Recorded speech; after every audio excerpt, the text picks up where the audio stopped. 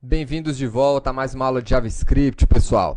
Nesta aula, vamos utilizar o conhecimento que nós adquirimos na aula anterior de expressões regulares. Vamos criar aqui um formulário, que nós já criamos, na verdade, para validar um campo de CPF e um campo de e-mail.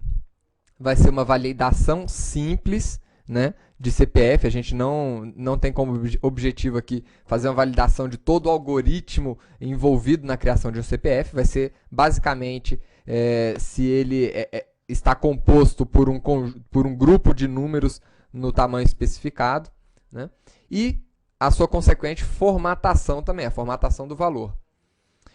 E também vamos fazer uma validação aqui do e-mail. Então, para isso, eu criei aqui um link que vai chamar uma função quando ele for clicado. Então, vamos utilizar o nosso manipulador de eventos. E eu vou criar uma função chamada validar.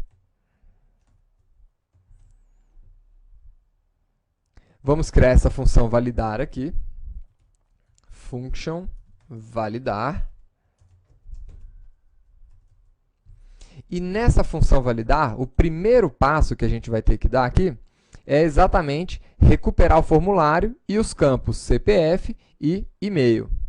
Então, vamos aqui, var formulário. Como é que a gente recupera um elemento que tenha um ID especificado, como o formulário aqui? O formulário tem aqui um ID formulário. Então, vamos document.getElement by ID. E assim a gente recupera o formulário.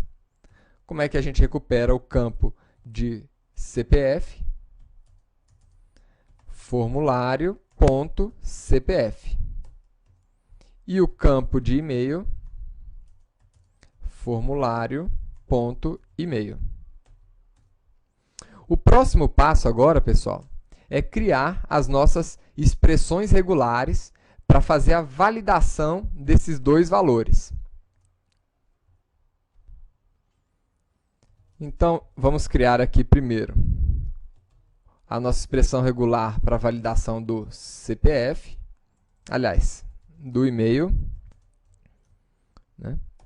Então, como eu sou um cara prevenido, eu já tenho aqui uma expressão regular para esse propósito.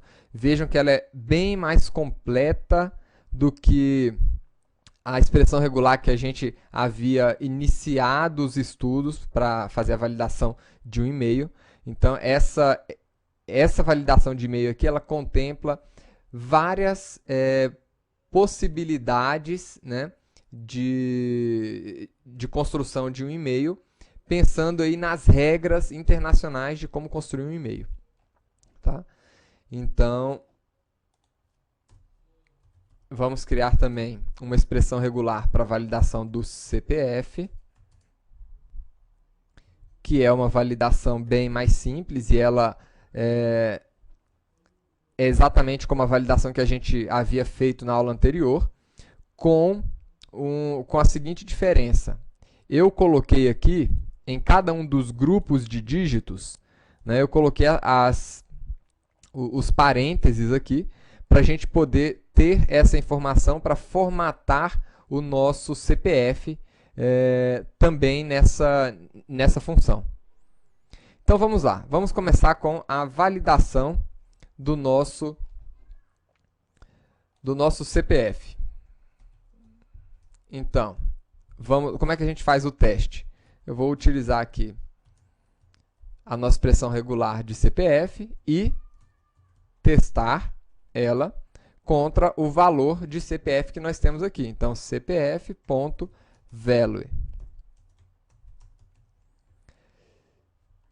Se esse teste for verdadeiro,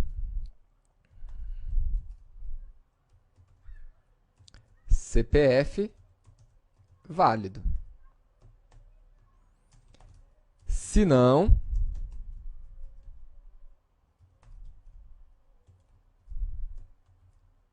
CPF inválido.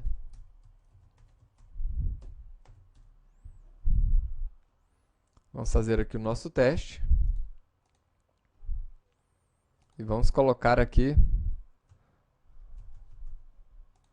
um valor, CPF inválido. Eu vou colocar aqui agora um valor de CPF válido.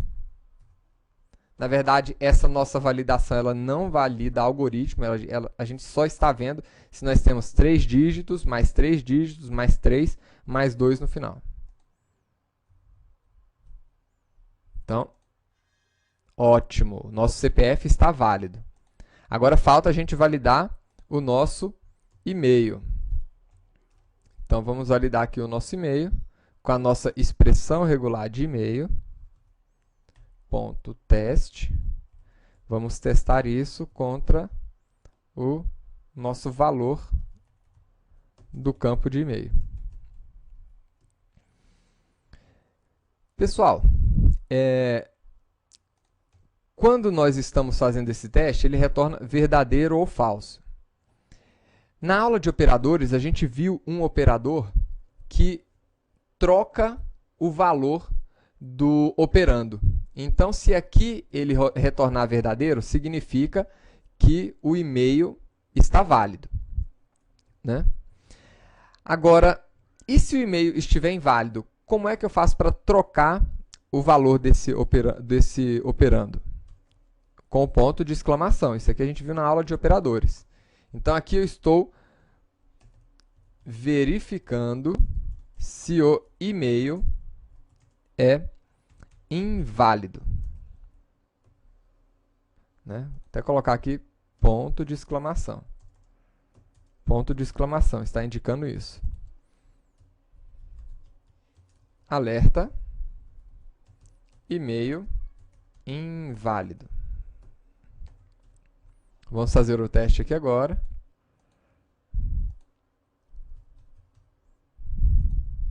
CPF válido, e-mail inválido. Agora eu vou colocar um e-mail válido.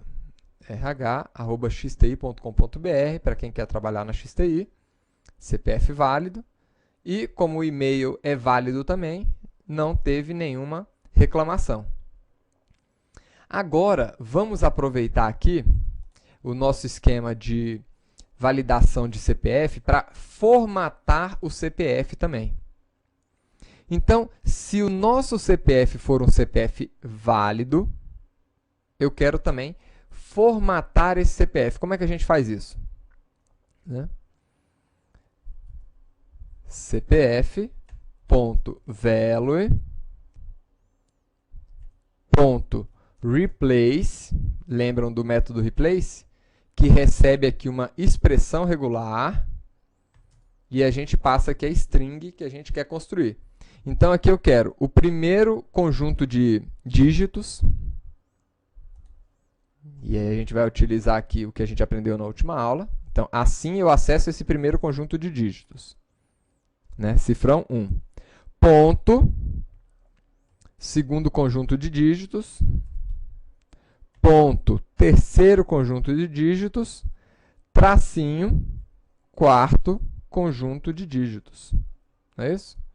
Primeiro, segundo, terceiro, quarto conjunto de dígitos. E assim eu estou formatando o nosso CPF. E se o CPF for inválido, eu vou inclusive solicitar, né,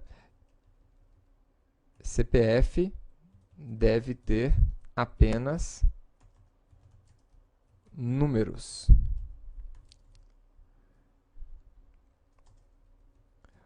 Onze números, sem ponto ou traço. Vamos fazer o nosso teste aqui agora. Vamos remover. Não precisava ter removido, né? Vamos colocar aqui o nosso CPF, RH, e vamos fazer o teste.